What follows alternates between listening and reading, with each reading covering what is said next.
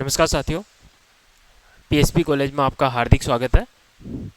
आज हम पढ़ेंगे मानव भूगोल में, जो कि हमने पिछली क्लास में मानव भूगोल में पढ़ा था प्राथमिक क्रियाएं। जो आर्थिक क्रिया का ही एक भाग चल रहा था, प्राथमिक क्रियाएं, जिसमें हमने प्राथमिक क्रियाओं के अंदर कुछ जानकारी देखी थी। जिसमें सबसे पहले मानव जंगलों में रहता था, तो उन्होंने किस प्रकार के व्यवसाय को शुरू किया था, आखेट एवं भोजन संग्रह।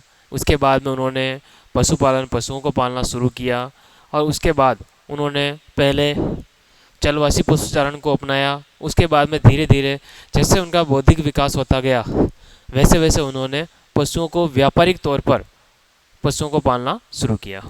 फिर उन्होंने धीरे धीरे उनको ये लगा कि क्यों ना हम पशुपालन के साथ साथ कृषि कार्य भी करना शुरू कर दें। अगर हम कृषि कार्य करेंगे तो हमें क्या है कि खाने के लिए अनाज उपलब्ध हो जाएगा।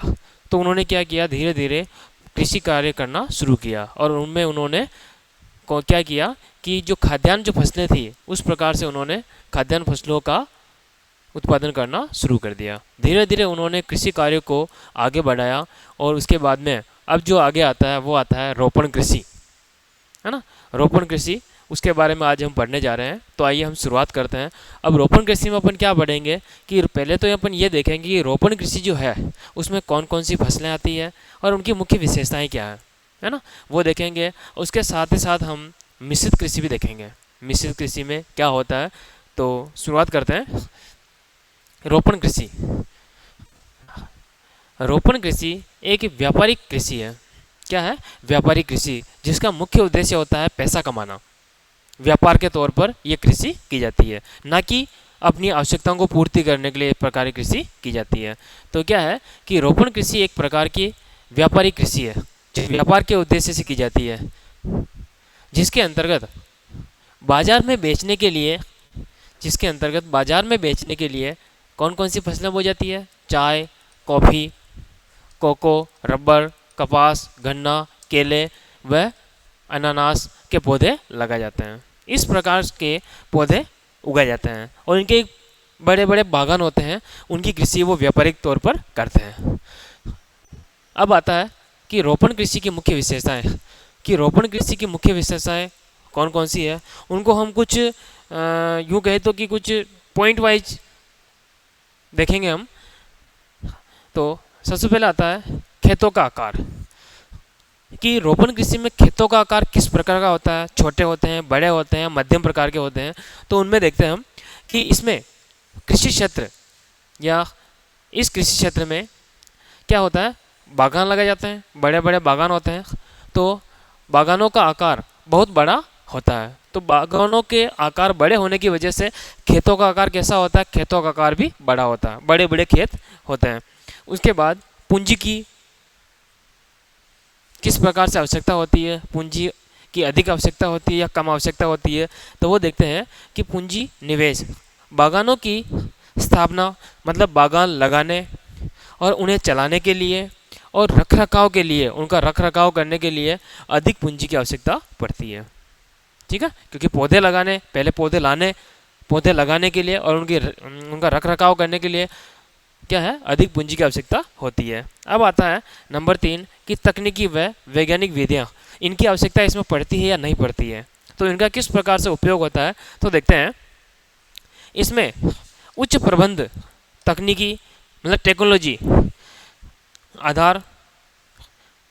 तकनीकी आधार तथा वैज्ञानिक विधियों का प्रयोग किया जाता है। इसमें नई नई टेक्नोलॉजी तकनीकें अपनाई जाती है, जिससे कि कम समय में ही पौधा जो है वो फल देना शुरू कर दें और अच्छी पैदावार मिल जाए।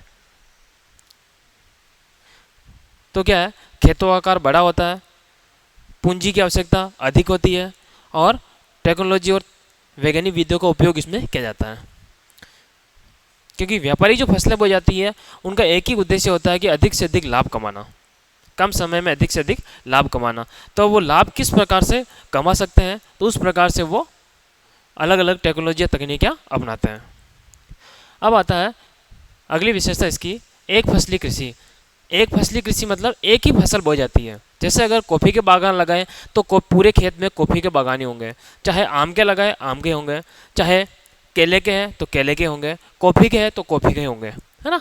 तो एक फसली कृषि, यह एक फसली कृषि है जिसमें एक फसल के उत्पादन पर ही ध्यान दिया जाता है, एक फसल के उत्पादन पर ही ध्यान दिया जाता है। अगर माना कि वो कॉफ़ी के बागान लगा रहे हैं, कॉफ़ी का उत्पादन कर रहे हैं, तो कॉफ़ी के ही बागान लगाए जाएंगे।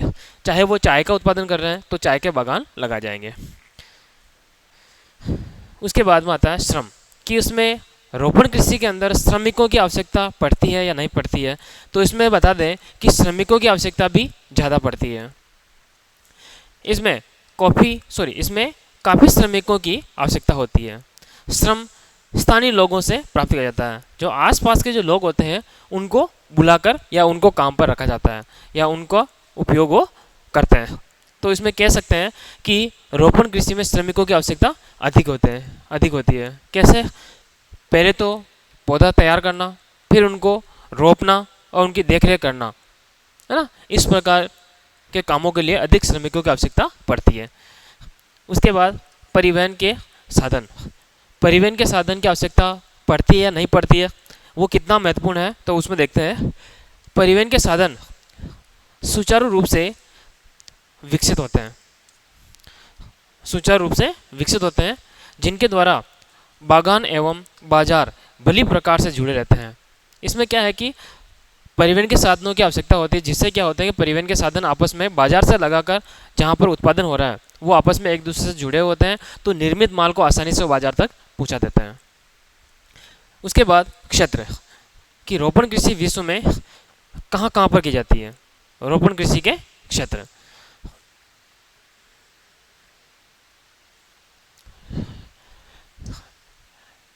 इस कृषि को यूरोपीय एवं अमेरिकी लोगों ने अपने अधीन उष्णकटिबंधीय उपनिवेशों में स्थापित किया। जिन जिन क्षेत्रों में यूरोप और अमेरिका के लोगों का अधिकार था, उन जगहों पर इस प्रकार की कृषि को उन्होंने शुरू किया। अब इसमें आता है एक विशेष तौर पर कि ब्राज़ील में कॉफ़ी के बागानों क्या कहते हैं। तो ब्राज़ील में कॉफ़ी के बागानों को फेजेंडा कहते हैं। ठीक है, कॉफ़ी जो कॉफ़ी एक पेय पदार्थ है जिसके अंतर्गत कैफीन नामक तत्व पाया जाता है। क्या पाया जाता है? नहीं दिख रहा?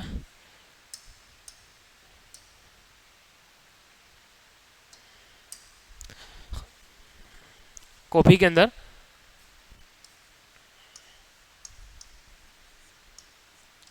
कैफीन नामक तत्व पाया जाता है। कॉफ़ी में कैफीन नामक तत्व पाया जाता है। और जैसे एक चाय होता है, चाय में थीन या टेनिक अम्ल पाया जाता है। अब ये कॉफ़ी की अलग अलग किस्में होती है, लाइबेरिका, रोबस्टा, अरेबिका, ये इनकी किस्में होती है ना। तो इसमें हमने रोपण कृषि के लिए जो मुख्य जो आवश्यकताएं होती है या मुख्य जो भौगोलिक दशाएं होती है या फिर किन किन कारकों की आवश्यकता पड़ती है उनके बारे में हमने देख लिया। उसके बाद में आगे बढ़ते हैं, आता है मिश्रित कृषि। अब मिश्रित कृषि क्या होता है? तो मिश्रित कृषि इसके नाम से पता चल रहा है कि मिश्रित कृषि मतलब कृषि कार्य फसलें भी बोई जाती है इसके अंतर्गत और साथ ही साथ इसमें पशुपालन को भी महत्व दिया जाता है। तो इस प्रकार की कृषि विश्व के अत्यधिक विकसित भागों में की जाती है, विश्व के अत्यधिक विकसित भागों में की जाती है। इस प्रकार की कृषि में फसल उत्पादन एवं पशुपालन दोनों को समान महत्व दिया जाता है।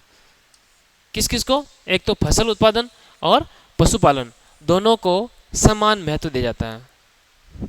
उसके बाद फसलों के साथ साथ पशुपालन या पशु जैसे मवेशी, भेड़, सुअर और कुक्कुट, मुर्गी पालन आदि को भी पाला जाता है। तो मिश्रित कृषि किसे कहते हैं? कि वह कृषि जिसमें फसलों के उत्पादन के साथ साथ पशुपालन को भी महत्व दिया जाता है, वो कहलाती है अपने मिश्रित कृषि, है ना। और ये किन क्षेत्रों में की जाती है? वह क्षेत्र विश्व के अधिक विकसित क्षेत्रों में जहाँ पर टेक्नोलॉजी का ज्ञान होता है, तकनीक के बारे में उनको जानकारी लोगों को होती है, उन जगहों पर मिश्रित कृषि की जाती है। अब बात करते हैं मिश्रित कृषि की विशेषताएं। अब मिश्रित कृषि की क्या विशेषताएं होती है तो वो देखते हैं।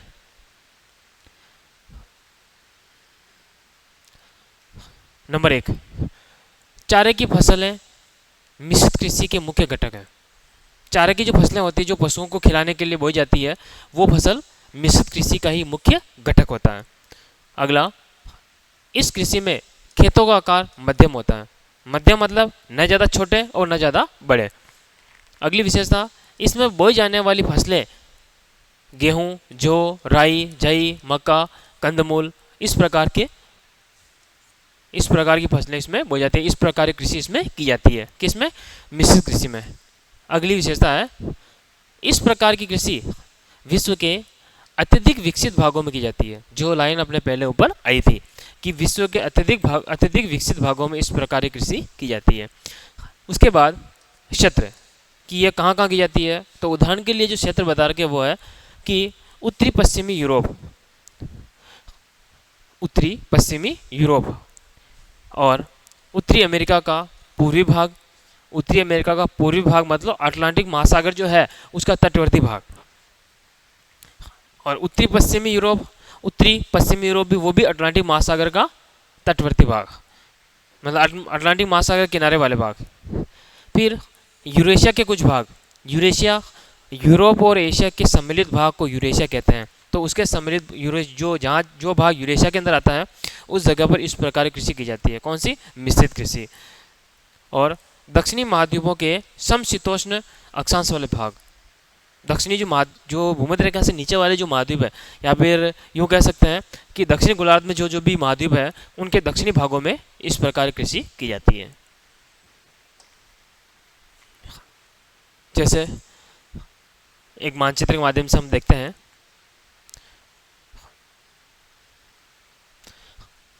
ये वाला भाग अमेरिका वाला,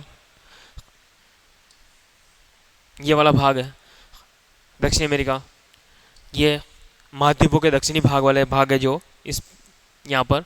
और उसके बाद ये यूरेशिया वाला भाग है और ये अपना यूरोप का पश्चिमी भाग, उत्तरी पश्चिमी भाग यूरोप वाला। तो ये जो क्षेत्र है इन सभी जगहों पर क्या किया जाता है? मिश्रित कृषि की जाती है। ठीक है।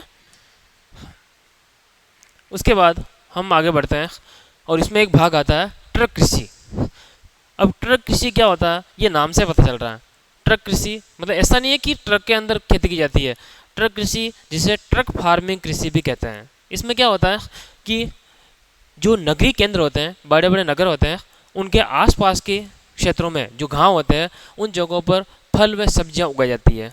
और फिर वो क्या करते हैं कि रात भर में पिकअप या ट्रक के माध्यम से दूरी तय करके उन फसलों को या फलों को या सब्जियों को बाजार तक या मंडी तक पहुंचा जाता है। इसलिए उसे कहते हैं ट्रक फार्मिंग कृषि।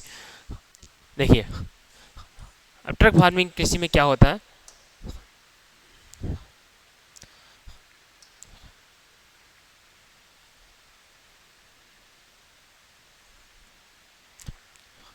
ट्रक कृषि जहाँ केवल सब्जियों की खेती है या खेती की जाती है, वहाँ ट्रक बाजार के मध्य की दूरी रात भर में तय करती है। क्या करती है? वहाँ ट्रक जो है वो बाजार जहाँ पर इन फसलों का उत्पादन हो रहा है या फिर सब्जियों का उत्पादन हो रहा है, वहाँ से बाजार तक की दूरी जो है वो ट्रक के माध्यम से रात भर में तय की जाती है। उसे कहा जाता है ट्रक फार्मिंग कृषि या ट्रक कृषि कहा जाता है। तो ट्रक कृषि या ट्रक फार्मिंग कृषि है ना, दोनों ही एक ही है। अब उसके बाद आता है डेयरी कृषि। अगली जो कृषि आती है वो आती है डेयरी कृषि। अब डेयरी कृषि में क्या होता है, तो ये अपने इसके नाम से वैसे पता चल रहा है। डेयरी कृषि मतलब जिसमें दुधारू पशु पाले जाते हैं, दुग्ध उत्पादन को ज़्यादा महत्व दिया जाता है। आइए आगे बढ़ते हैं। डेयरी कृषि यह एक विशेष प्रकार की कृषि है। यह एक विशेष प्रकार की कृषि है जिसके अंतर्गत पशुओं को दूध के लिए पाला जाता है। क्या है? दूध के लिए पाला जाता है। उनका उद्देश्य ही होता है दूध के लिए, कि उनसे दूध प्राप्त करना और उनसे कुछ सामग्रियां बनाना और उनको बाजारों में बेचना, और उनके स्वास्थ्य, प्रजनन एवं चिकित्सा पर विशेष ध्यान दिया जाता है। ये किसकी बात हो रही है? पशुओं की। जो भी दुधारू पशु पाले जाते हैं उनके प्रजनन, स्वास्थ्य आदि बीमारियों पर, उनके किस प्रकार कौन कौन सी बीमारियां हो रही है, उनकी देख रेख किस प्रकार से हो सकती है कि किस प्रकार से वो अधिक दूध दे सकते हैं, इस प्रकार के उनके प्रजनन वगैरह पे सभी के ऊपर अधिक जोर दिया जाता है कि वो स्वस्थ रहें और अच्छा दूध देवें। उसके बाद डेयरी कृषि की कुछ मुख्य विशेषताएं हैं। अब डेयरी कृषि में भी हम कुछ बिंदुओं के आधार पर अपन इनकी विशेषताओं को बढ़ेंगे, देखेंगे कि पहला जो इसमें पॉइंट आता है पूंजी। अब इसमें यह देखना है कि क्या डेयरी कृषि के अंदर पूंजी की आवश्यकता होती है या नहीं पड़ती, होती है या नहीं होती है। तो अपन देख सकते हैं कि डेयरी कृषि है, डेयरी कृषि के अंदर आसानी से यूँ कह सकते हैं कि उसमें पूंजी की आवश्यकता पड़ती है। तो पशुओं के लिए छप्पर, घास संचित करने मतलब एकत्रित करने के भंडार एवं दूध उत्पादन में अधिक यंत्रों के प्रयोग के लिए पूंजी की भी आवश्यकता पड़ती है। उसके बाद श्रमिकों की आवश्यकता पड़ती है नहीं पड़ती है। तो पशुओं को चराने, दूध निकालने आदि कार्यों के लिए भी वर्ष भर श्रम की आवश्यकता पड़ती है। इसीलिए दुधारू या फिर कह सकते हैं कि डेयरी कृषि के अंदर भी श्रमिकों की अधिक आवश्यकता पड़ती है।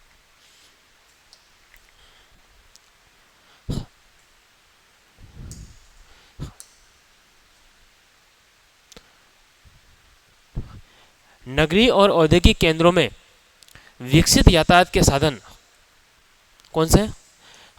नगरीय और औद्योगिक क्षेत्रों में विकसित यातायात के साधन, पाश्चुरीकरण मतलब उस दूध को शुद्ध करना की सुविधा उपलब्ध होने के कारण इन केंद्रों के निकट स्थापित की जाती है।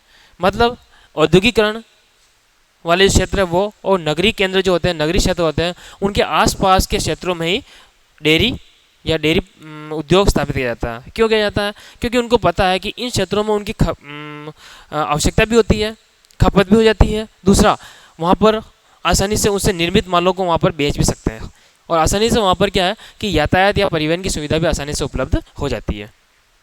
इसीलिए नगरीय केंद्रों के आसपास ही ज़्यादा मात्रा में क्या किया जाता है? डेयरी उत्पादन या डेयरी उद्योग स्थापित किया जाता है। उसके बाद बाजार। डेयरी कृषि का कार्य नगरीय एवं औद्योगिक केंद्रों के समीप किया जाता है, क्योंकि ये क्षेत्र ताज़ा दूध, अन्य डेयरी उत्पाद के अच्छे बाजार होते हैं। ठीक है। फिर है मुख्य क्षेत्र कि ये डेयरी जो कृषि है वो विश्व में कहाँ कहाँ पर की जाती है। तो इसमें पहला जो क्षेत्र आता है उत्तरी पश्चिमी यूरोप, जो अभी हमने उसमें देखा था, उत्तरी पश्चिमी यूरोप। उत्तरी अमेरिका में कनाडा, न्यूजीलैंड, जो कि न्यूजीलैंड जो है वो खास तौर से विश्व में दुग्ध उत्पादन या दुधारू पशु पालने में अपना महत्वपूर्ण स्थान रखता है। तो न्यूजीलैंड का भी दक्षिणी पूर्वी भाग, ऑस्ट्रेलिया और तस्मानिया, ये क्षेत्र कौन सी कृषि के अंतर्गत आते हैं, या फिर इन जगहों पर किस प्रकार की कृषि की जाती है। तो इस प्रकार की कृषि, इस प्रकार के क्षेत्रों में या इन क्षेत्रों में कौन सी कृषि की जाती है? दुधारू पशु पाले जाते हैं या फिर डेयरी कृषि की जाती है ना। जैसे ये क्षेत्र है, इसमें आप देख पा रहे हैं जहाँ पर भी डार्क कर रखा है ये वाला, और ये इधर, इन क्षेत्रों में क्या है? डेयरी उत्पादन या डेयरी कृषि की जाती है, दुग्ध उत्पादन किया जाता है। उसके बाद आती है अगली कृषि, आती है भूमध्य सागरीय कृषि। भूमध्य सागरीय कृषि की अपने आप में एक अलग ही विशेषता है कि ये क्षेत्र ऐसा है कि जहाँ पर जो ग्रीष्म ऋतु होती है, जब वर्षा होती है, वो ऋतु उस समय तो वहाँ पर वर्षा नहीं होती है, वो तो शुष्क होता है, या वो ऋतु तो शुष्क होती है, और शीतकाल में वहाँ पर वर्षा होती है। तो भूमध्य सागरीय कृषि, यह कृषि भूमध्य सागरीय जलवायु वाले क्षेत्रों में या जलवायु वाले प्रदेशों में की जाती है। यह विशिष्ट प्रकार की कृषि है जिसमें खट्टे फलों के उत्पादन पर विशेष जोर दिया जाता है। खट्टे फल, अंगूर है ना, उनके उत्पादन पर अधिक जोर दिया जाता है। फिर अगली विशेषता इसकी, यहाँ शुष्क कृषि भी की जाती है। गर्मी के महीनों में अंजीर और जैतून पैदा होते हैं या उनका उत्पादन किया जाता है। कब किया जाता है? गर्मियों में, गर्मियों के महीने में अंजीर और जैतून का उत्पादन भी किया जाता है। कौन सी कृषि में? भूमध्य सागरीय कृषि में।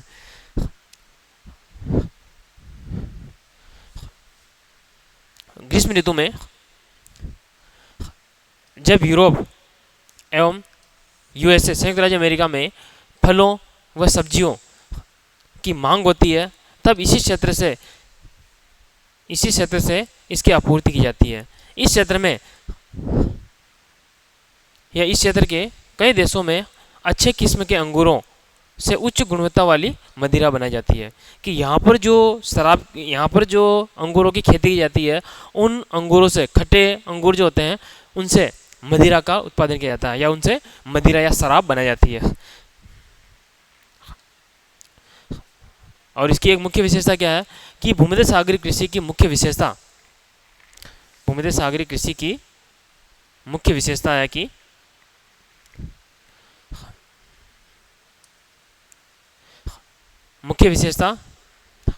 यह है कि शीतकाल में वर्षा होती है, जबकि ग्रीष्म ऋतु शुष्क रहती है।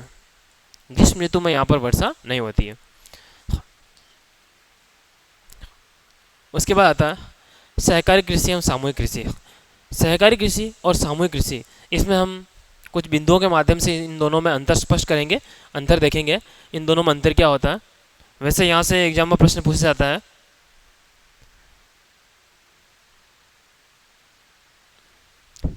सहकारी कृषि और सामूहिक कृषि। पहला है स्वामित्व। तो सामूहिक कृषि में जमीन और संसाधनों पर सामूहिक स्वामित्व होता है, एक समूह का उनके ऊपर अधिकार होता है। जबकि जो सहकारी कृषि है, उसमें व्यक्ति विशेष या किसान अपनी जमीन और संसाधनों पर अपना अधिकार रखता है, उनके अधिकार में या उनके स्वामित्व में होते हैं। उसके बाद निर्णय लेने की प्रक्रिया, दूसरी जो विशेषता है, दूसरा जो अंतर अपन देखेंगे इस आधार पर कि निर्णय लेने की प्रक्रिया, किस कृषि के अंदर निर्णय सामूहिक रूप से लिया जाता है और किस कृषि के अंतर्गत निर्णय जो है वो व्यक्तिगत लिया जाता है। तो सामूहिक कृषि जो है, सामूहिक नाम से पता चल रहा है कि एक समूह के माध्यम से, लोगों का एक समूह होता है, संगठन होता है।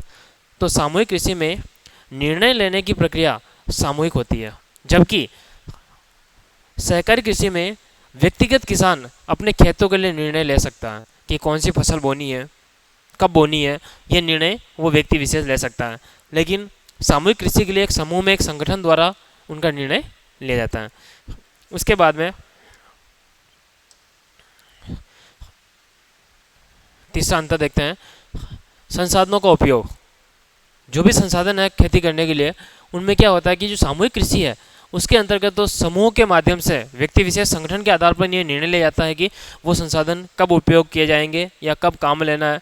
लेकिन उसमें जो दूसरी जो कृषि है उसके अंदर क्या है, सहकारी कृषि के अंदर व्यक्ति खुद अपनी इच्छा अनुसार उनका उपयोग कर सकता है। तो सामूहिक कृषि में संसाधनों का उपयोग सामूहिक रूप से किया जाता है, जबकि सहकारी कृषि में संसाधनों का उपयोग व्यक्तिगत, मतलब किसान अपनी आवश्यकताओं के अनुसार कर सकता है। जिन जिन संसाधनों की आवश्यकता होती है वो खुद व्यक्ति विशेष निर्णय लेकर उनका उपयोग कर सकता है। लेकिन सामूहिक कृषि के अंतर्गत वो व्यक्ति विशेष उनका निर्णय या उनके बारे में निर्णय नहीं ले सकता है, वो चाहकर भी उनका उपयोग नहीं कर सकता। लाभ वितरण, जो कृषि की जाती है उनका जो लाभ प्राप्त होता है उनका किस प्रकार से बंटवारा होता है, किस प्रकार से वो बांटते हैं। तो उसमें देखते हैं कि सामूहिक जो कृषि है उसमें लाभ का वितरण सामूहिक रूप से किया जाता है। एक समूह में जो संगठन होता है, जितने व्यक्तियों का संगठन होता है वो सभी व्यक्ति आपस में बांटते हैं। जबकि सहकारी कृषि में लाभ का वितरण व्यक्तिगत किसानों के बीच किया जाता है। व्यक्ति विशेष जो व्यक्ति खेती करते हैं उनका अपने हिसाब से वो उनका लाभ का बंटवारा आपस में कर लेते हैं। फिर आता है प्रबंधन।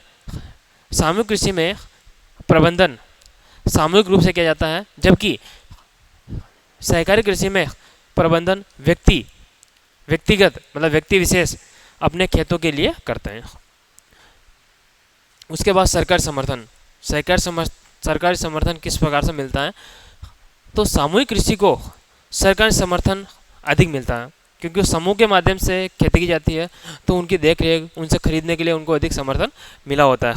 जबकि सहकारी कृषि को भी सरकारी समर्थन तो मिलता है, लेकिन सामूहिक कृषि की तुलना में कम मिलता है।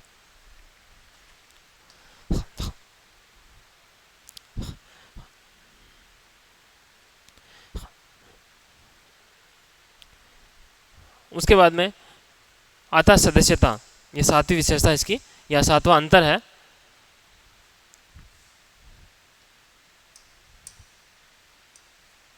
सात, सदस्यता, कि सामूहिक कृषि में सदस्यता अनिवार्य होती है, जबकि सहकारी कृषि में सदस्यता स्वेच्छा से होती है। फिर नेतृत्व करने वाला, ये अपनी आठवीं विशेषता हो गई, सॉरी आठवीं, यूँ कहें तो आठवें पॉइंट के आधार पर इनमें अंतर हो गया।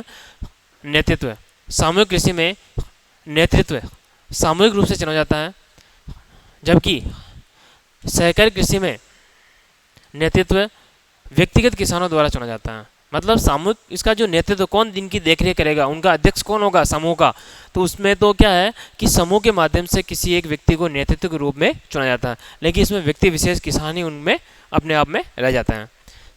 वित्तीय प्रबंधन, सामूहिक कृषि में वित्तीय प्रबंधन सामूहिक रूप से किया जाता है, जबकि सहकारी कृषि में वित्तीय प्रबंधन व्यक्तिगत किसान अपने खेतों के लिए करते हैं। कितना उत्पादन हुआ है, क्या उत्पादन हुआ है, कितना खर्च करना है, किस पर करना है, वो सारे निर्णय वो व्यक्ति विशेष ले सकता है।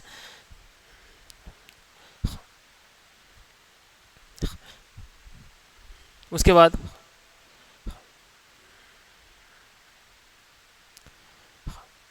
शिक्षा और प्रशिक्षण,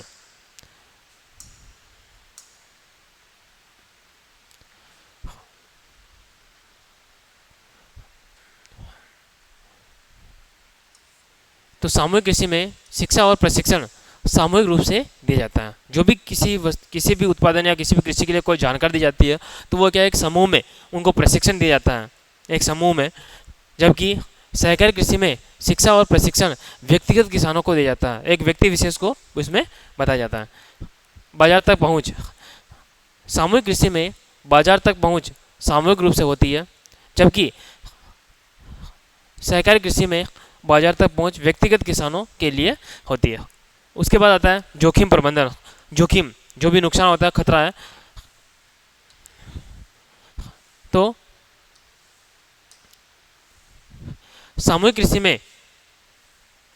में जोखिम प्रबंधन सामूहिक रूप से किया जाता है, जबकि सहकारी कृषि में जोखिम प्रबंधन व्यक्ति विशेष या किसान द्वारा ही अपने खेतों के लिए किया जाता है। ठीक है, अभी इसमें हमने कृषियों के बारे में पढ़ लिया है। उसके बाद में इनके थोड़ा क्षेत्र देख लेते हैं कि सामूहिक कृषि और सहकारी कृषि विश्व में किन किन क्षेत्रों में की जाती है। उसके बाद में खनन के बारे में अपन बाद में देखेंगे। क्षेत्र, सामूहिक कृषि का प्रचलन रूस में है। जो सामूहिक कृषि है उसका प्रचलन रूस में है, जबकि सहकारी कृषि का प्रचलन Denmark, Netherlands, Belgium, Sweden, Italy आदि यूरोप के देशों में है। उसके बाद खनन, खनन क्या होता है कि धरातल में जो भी खनिज है, व्याप्त है, उनको निकालने की जो विधियां होती है, प्रक्रिया होती है, उनको कहते हैं खनन। कि भूप्रॉपर्टी से मूल्यवान धात्विक और अधात्विक खनिजों को निकालने की प्रक्रिया को ही खनन कहते हैं। किस प्रक्रिया से, किस तरीके से वो निकालते हैं, उस प्रक्रिया को क्या कहते हैं, खनन कहते हैं। खनन के प्रकार, तो खनन के दो प्रकार हैं, एक तो है भूमिगत खनन, दूसरा है धरातलीय खनन। अब भूमिगत खनन और धरातलीय खनन में तो अंतर देख लेते हैं कि भूमिगत खनन क्या है और धरातलीय खनन क्या है। इन दोनों में किस प्रकार से अंतर को स्पष्ट कर सकते हैं, तो कुछ बिंदुओं के माध्यम से इसमें भी देखते हैं धरातलीय खनन और भूमिगत खनन में अंतर।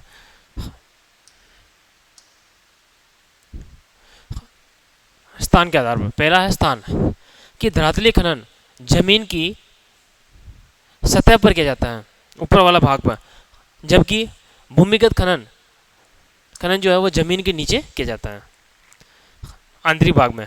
दूसरा है खनिज संसाधनों की उपलब्धता, कि धरातलीय खनन में खनिज संसाधनों की उपलब्धता सीमित होती है। ऊपर क्या है, धरातल से जो खनिज निकाले जाते हैं उनमें क्या है कि संसाधनों की आवश्यकता कम पड़ती है, जबकि भूमिगत खनन में खनिज संसाधनों की उपलब्धता अधिक होती है। उसके बाद खनन तकनीकी या टेक्नोलॉजी।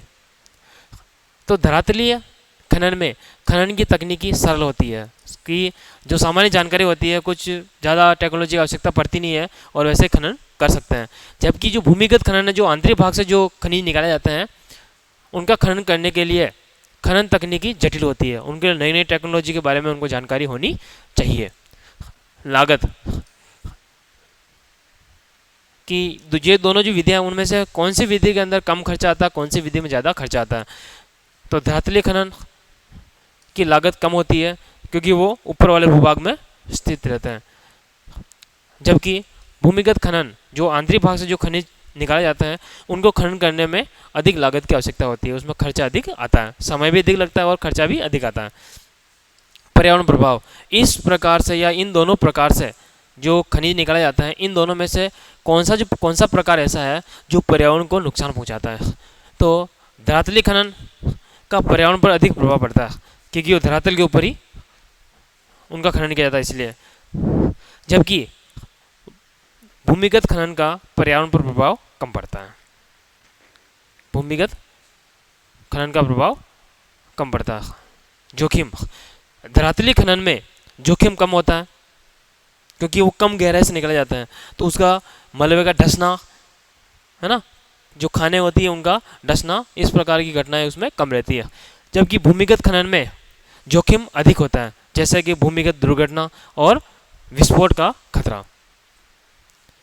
इस प्रकार से ये अपना टॉपिक था जिसमें हमने कृषियों के बारे में पढ़ा था और साथ ही साथ जो खनिज थे उनके बारे खनन के बारे में हमने देखा था। तो आज के लिए इतना काफ़ी है, आगे अपन बाद में पढ़ेंगे। धन्यवाद।